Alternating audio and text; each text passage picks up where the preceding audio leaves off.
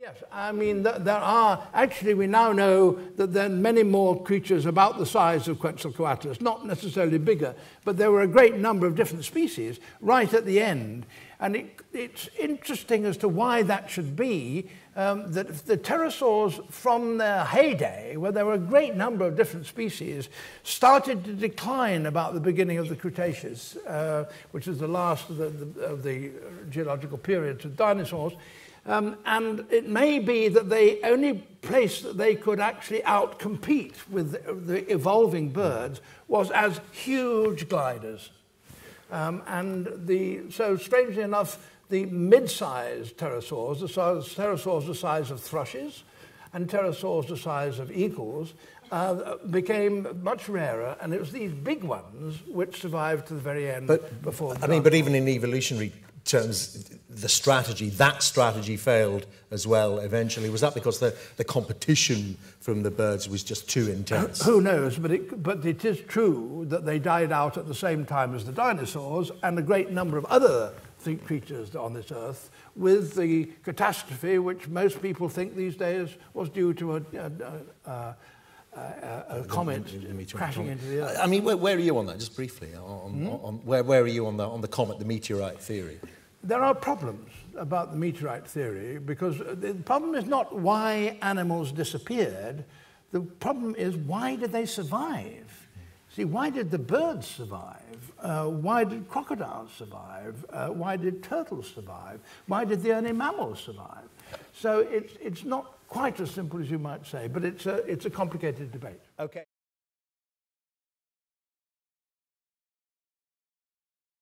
It's a very interesting question. And a lot of the later pterosaurs have these big head crests.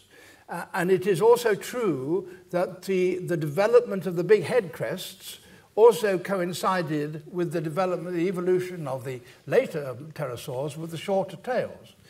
And one of the interesting things we discovered a long time ago, when we were making that model I just referred to, they could only get that to work, they could only prevent it from stalling by using the head crest as a rudder.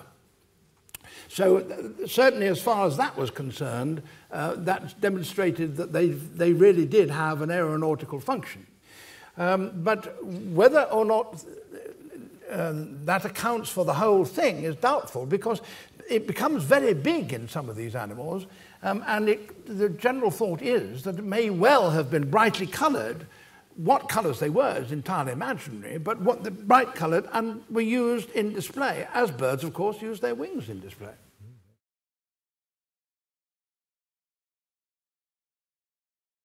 The only evidence you have is the shape of the trachea and the lungs. And it seems extremely likely that they had to have some form of communication, because they're very intelligent animals, clearly, by all the things they do. So it's almost certain they must have communicated with one another, and I would think sound was used in that. But the precise sound was imaginary.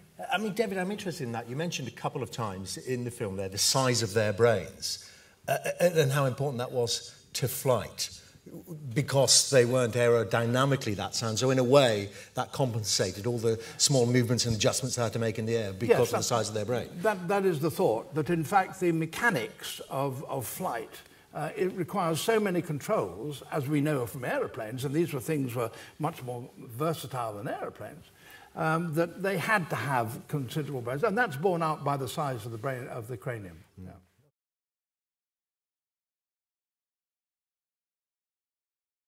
Hairiness is a fact.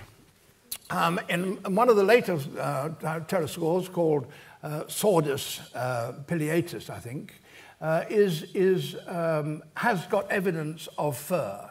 And of course, the existence of fur indicates that the animal was warm-blooded, and the animal would have to be warm-blooded if it was going to be as intelligent and work with such speed with its nervous system. So all that ties up. As to what the colour is, we don't know. We are now getting remarkable fossils in China in which we're beginning to deduce the actual colour of very early bird feathers. But so far we've got no evidence of the colour of pterosaurs. But it would have been, I mean, had we made them all putty-coloured, that would have been even more misleading than giving them some sort of colour. But was there any crossover? I mean, you mentioned fur and that point at which birds started to appear and feathers started to appear. Were there any crossover? Were there any pterosaurs that had anything that even appeared to be along the lines of feathers? Did the fur... No. That's indeed why. And it's a reasonable suggestion that it was the mere accidental fact, if you like, that a quill is so rigid that it meant that the wing could hold air without any support from the attachment to the side of the body, which is it's arguable, it's problematic as to whether that was the cause. And I did say possibly every now and again when I wanted to suggest that. That's very important.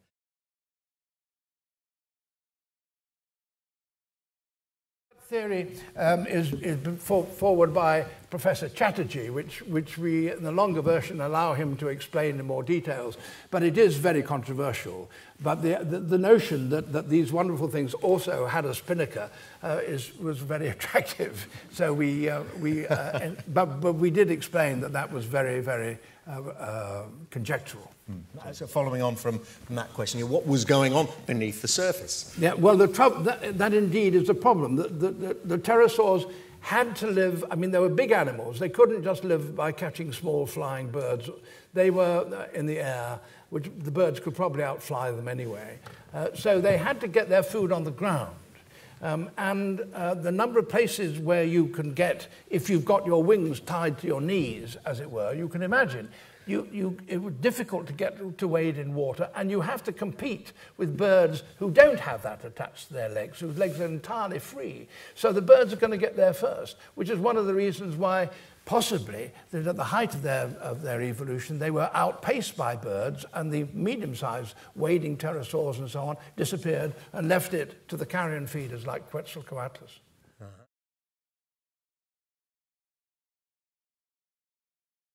Well, they might well have done so had it not been for this big disaster at the end of the Cretaceous, which, as I say, was some people think is to do with a comet which crashed into the Earth and which killed something like 60% of the species.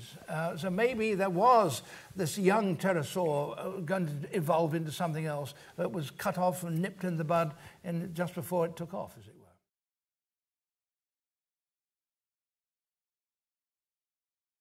And I mean, Anthony will, poor chap, who's worrying about the costs that are going up as we all trundling around with these big cameras. I mean, it is true, but I don't know how necessarily that it's going to stay true. I mean, it may be in a year's, I don't know what Anthony thinks. But at the moment, it is quite hard work making films in 3D. And you aren't as versatile and quick off the ground as you might wish to be. I think the thing is that the whole production process is splitting. I mean, there are two very small cameras, of which I've got a pair now called GoPros, which are that size each, and you can shoot 3D, but it'll make you feel quite sick. And if you put it up on a screen here, it would look horrible. So I think what we're trying to make is programs that are obviously at the higher end and ones that are going to work on a large cinema screen. That means a big resolution. And it also, I think it's very important for 3D that you have a pleasant experience. So we've worked very hard at a very high resolution. There will be, and there are, lots of productions that are shot in other ways, but they're not going to work in this kind of film. Now, looking further down, the cameras are getting smaller, but it's going to take some time before we're away from this situation that David and I faced here, which is you have these huge armies of people. And sometimes ridiculous situation. Was one very funny moment where we were filming down in Cornwall, and in the, what's it called, that wonderful centre where we filmed, David? You know, oh, yes. The Eden Project. And believe it or not, we thought it was easier to film the sequence there, and the cameras started overheating. And so I don't think anybody could understand why we went to every restaurant nearby and were buying up buckets of ice to pack around these massive 3D cameras to cool them down. And the next shot, we got one of the largest cranes used for feature films. And within 2 minutes, we've broken the crane because the camera, which weighs 56 kilograms, had snapped the thing. So these are little challenges you face in 3D. But there you go. All worth it.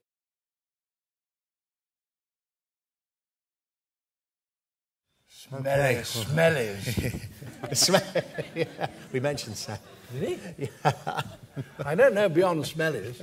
Anthony, any ideas? No, I think, what's I coming think next? that for a while. I mean, this is enough to chew on. There's holograms. And Okay. hologramic. Well, you could have them on a table in front and of they you. are being developed in Japan, but I think it's that is a long way away. Yeah.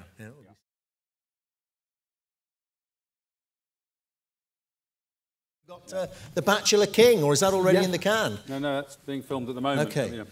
It's one of the there are a lot of I had learned a lot by making that film, and one of the things you really want, particularly with cameras that size, is animals that are quite big, animals that you know aren't going to run away, animals that you know will come back to the same place. And Anthony and I were discussing what this might be, and we concluded that a good place to do it would be in South Georgia. South Georgia, on the fringe of the Antarctic, is a wonderful, magnificently picturesque island with wonderful mountains and glaciers. But it also has penguins, which are big penguins, king penguins, which are that high, and which you can walk among them, so they won't run away. They also has albatross, albatross chicks, which can't yet fly, and so you can get up to them, and the parents have to come back to feed them. And it also has elephant seals, which can rear up to 10 feet in the ground and weigh about 3 or 4 tons. And they don't move all that fast, though I must say they do move. But nonetheless, with those characters in your film, you've got three very, very charismatic characters, which are all eminently filmable. And it's up to us to make something from what... Well, I'm sure if the trailer's anything to go by, that was good enough.